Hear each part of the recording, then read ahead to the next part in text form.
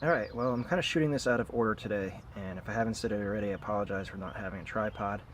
It's also polleny as hell out here right now, so if I sound funny, it's because I'm allergic to that shit, and it's killing me. Slowly. But, while it's killing me slowly, you probably want to know what we're doing with all this stuff in front of me here.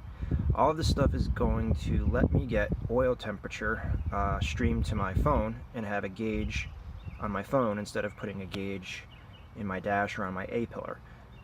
I want to look at oil temperature, but I don't necessarily need to see it all the time. I'd like to reference it every once in a while, maybe if I go to a track day or something like that.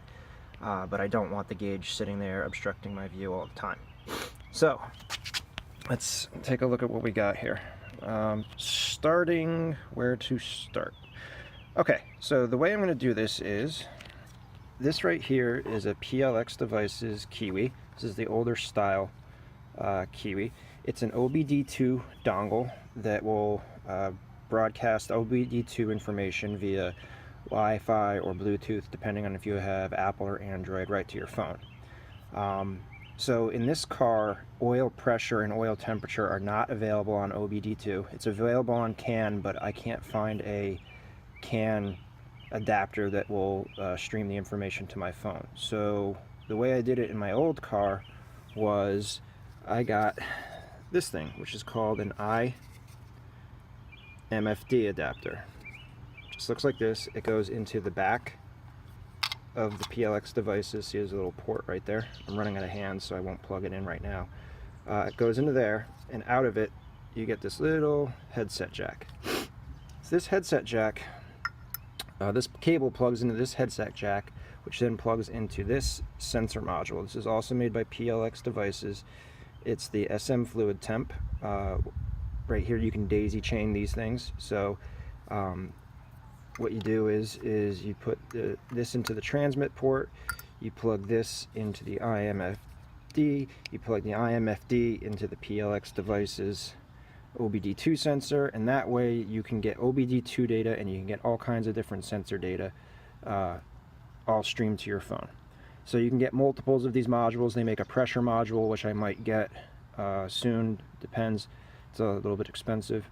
And then I could just daisy chain that into the RX port here, and then all of this information would get sent to my phone in one swoop. So included with the sensor module, you get power cable here, so I just have a fuse box tap. You get this kit, which contains the temperature sensor probe, some wire, Molex connector right there, some ring terminals and some spade terminals. So that's a pretty complete kit.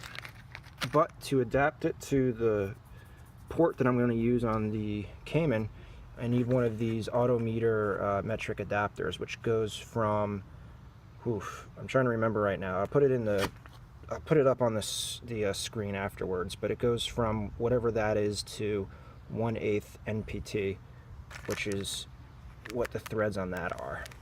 And then I got some extra cable, because the cable in here is just one strand of black, and you do need 2 leads to go to this. You need one to go to the signal, and then you need one for ground.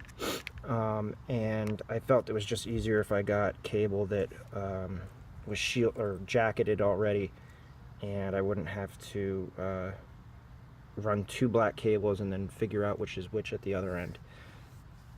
So that being said, I've done this before in my 350Z. However, in that scenario, I had an oil pan spacer, which I just tapped a hole into for that. And so this was free floating in oil pan oil.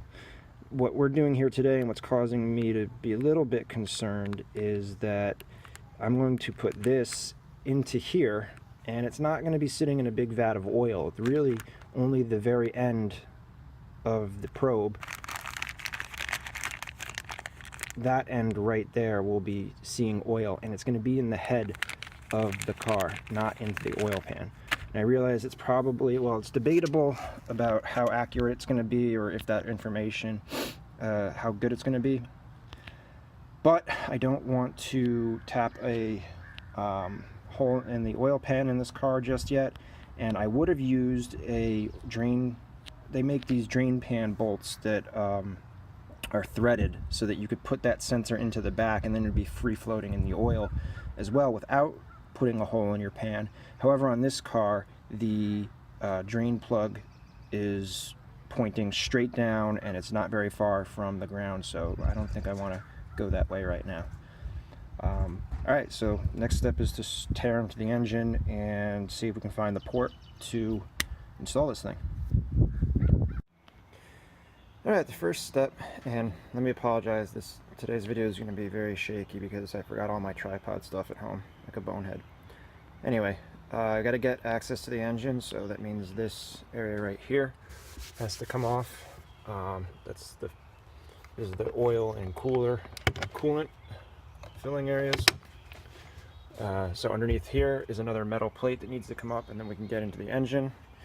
For this, I'm just going to be using, instead of nylon, pry bars and this washcloth I had laying around, just so I make sure not to mar any of the plastic surfaces in there, because they do scratch pretty easily. Alright, digging in a little bit further into the heart of this beast here, we got the engine cover, which I think is held on by 5 of these Torx bolts. One there, one there, one there, there, and back over there.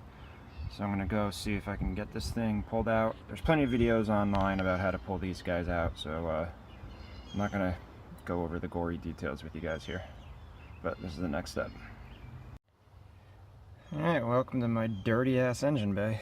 It's the first time I've been in here. It's really dirty and really hot right now because I just got done driving it, so I'm gonna let this thing cool down. Maybe I'll see if I can clean it up in the meantime too, but let's see, what are we looking for? What we're trying to get to someplace down in there, so I'm gonna have to take the air filter out to get to it.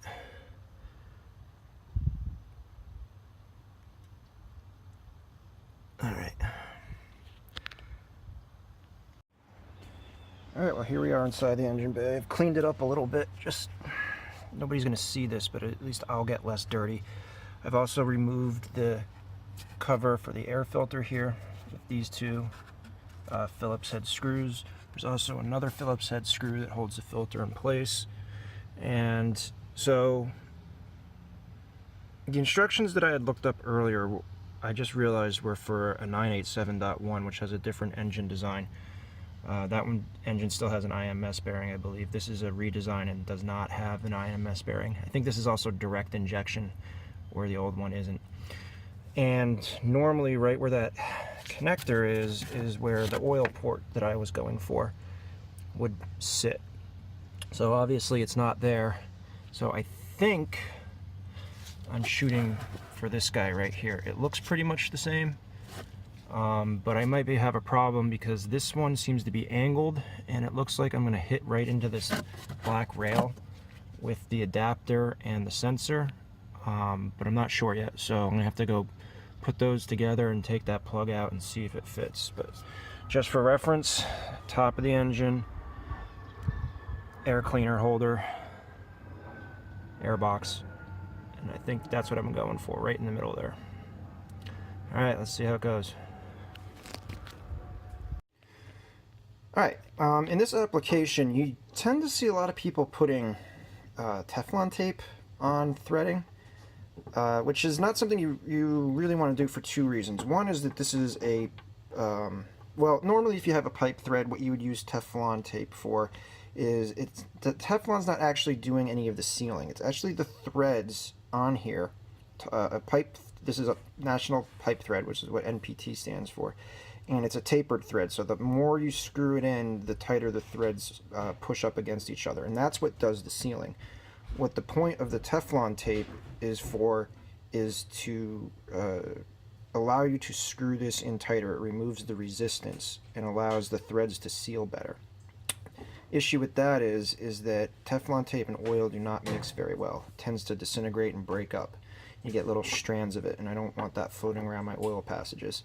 So what I've used in the past and what's worked well for me on oil cooler installs and other things is Ptfe, paste thread sealant.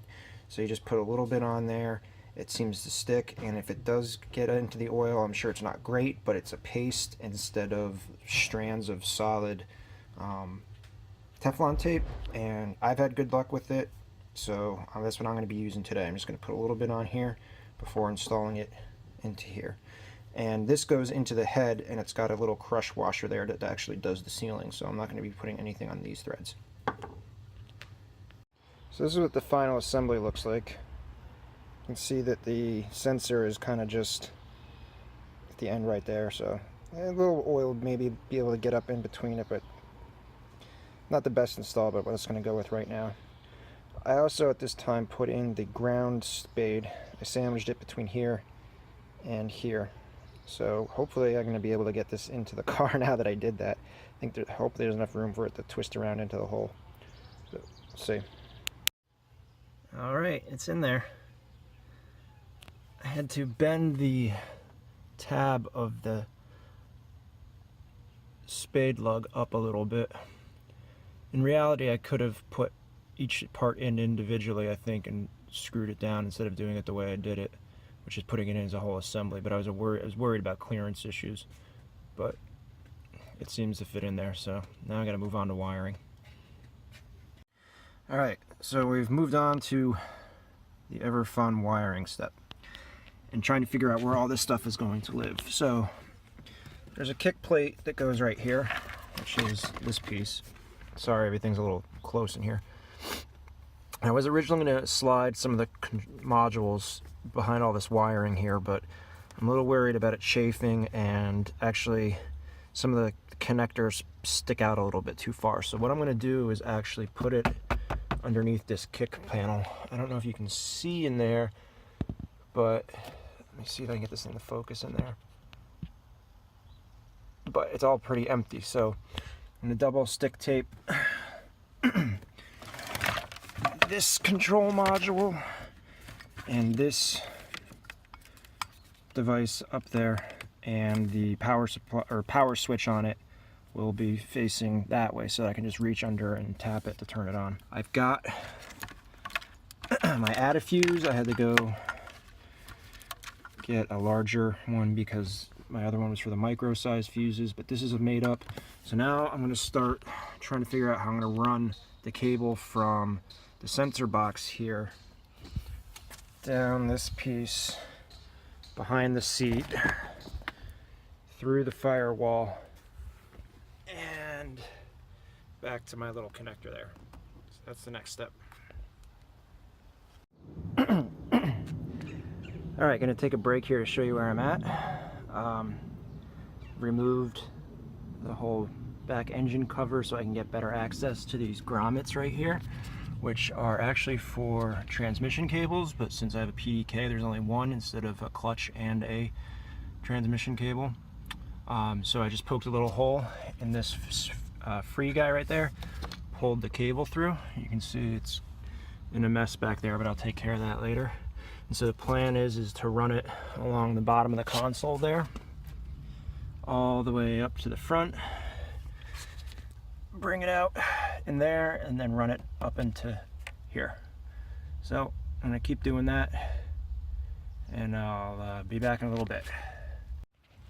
This is the wiring all in and button before I start buttoning this section up. So it runs really close to the belts right here. So I've got it zip tied in a couple spots to this cable, which is routed through that guide right there. And then it comes up, it snakes over, and then goes, and eventually it'll be connected to that sensor there. All right, so I can start reinstalling this part of it. A couple of crimps, a little heat shrink, and this side is pretty much done. Gonna bolt back this, I guess that's a cable raceway or something, back into place. I need to get it out of the way so I could get a wrench in there before. Put the air filter back in, and then we should be done in the back here. You know, I was just thinking, maybe it wouldn't be such a bad idea to gold foil my airbox. You know, try to be like Tavares. Comment below if you want me to gold foil my airbox. Just buttoning up some of the wiring up front here, and I wanted to show you guys how these connectors are made. So you get these little pins right there, and you just lay the stripped wire in there, and you kind of fold those little metal tabs over right there, and it creates a crimp connection. And then you just slide it right into the back of this little Molex connector, like that one is. You're good to go. Alright, all the wiring is done. It's roughed in anyway. We got this is the Apple PLX device, because I'm going to use my iPhone since I have the correct software on it and I'm filming on my other phone. I have the fluid temp sensor box. It's connected, as you can see here, to the PLX device through that iMFD adapter that we spoke about before. This is connected to the OBD2 port, and this connects to the iPhone via Wi-Fi.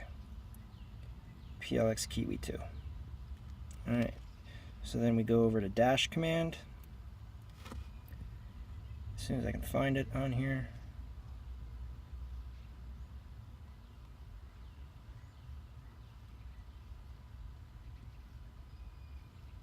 Connect. Alright, we're connected. It says 2012 Porsche Cayman S. Let's go to the gauges section. And look at that, coolant temp, which is being read from the OBD2 port itself. The computer actually spits that, the car's computer spits that out. The oil temp is coming from the PLX sensor box over there, the red box. And coolant temp and oil temp and coolant temp should track each other pretty well, with oil lagging a little bit, taking longer for it to come up to temperature. So that's good. That means it's working so far. I'm going to tidy this all up and then we'll take it for a ride. Alright, it is a beautiful day here in New Jersey, so I figure I would finish up this video. It's actually been a couple of weeks since I started the whole gauges on the smartphone install. I had a little bit of an issue with one of the sensors that I had to have replaced, and once I got that replaced and taken care of, just waiting for a nice day to come out and shoot some stuff.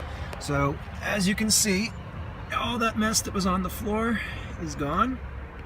I just have that one OBD2 cable hanging down. Everything else is tucked up underneath here. So we're going to get in the car here.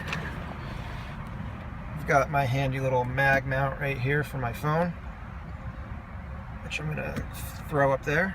I'm going to open up the torque application. Let's see if I can get that to show up with this lighting. There we go. Put the key in the ignition. Mute the stereo, and let's see, I gotta reach under here.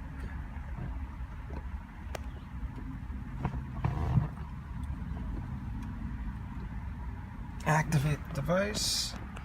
Come over here. Bluetooth is on. So we should be able to go to real-time info. And alright, this should connect now.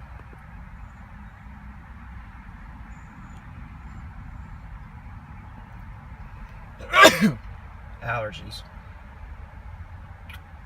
So I've been driving a little bit, as you can see. We got fluid temp up.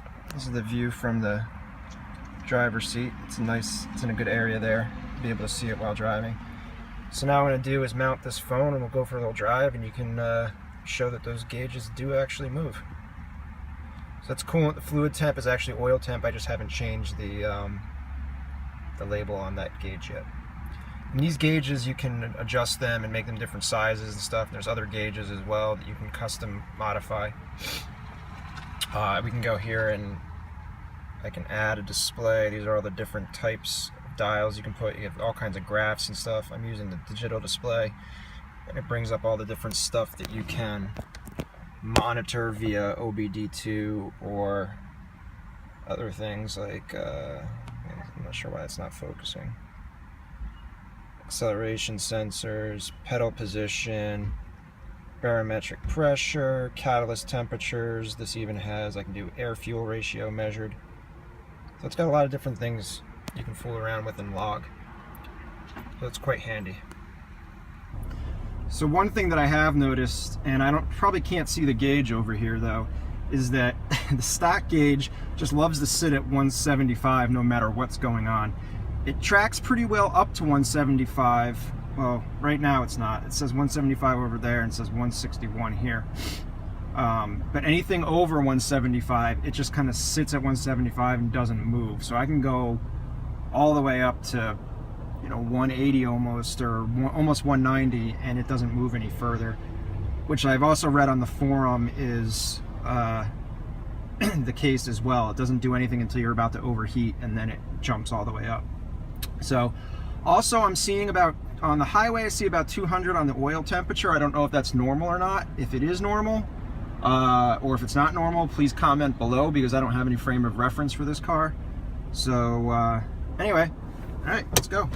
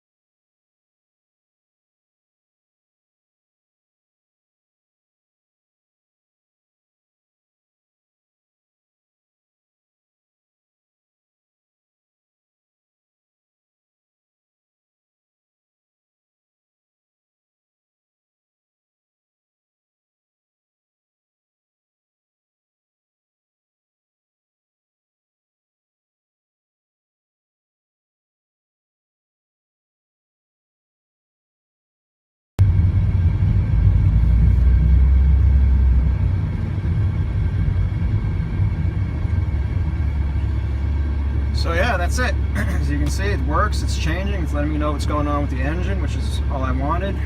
No crazy intrusive wiring or gauge pods anywhere, so I'm pretty happy with the outcome. So if you like what you saw, don't forget to give it a thumbs up and subscribe, and tell your friends for more videos coming up about the Cayman. Thanks for watching.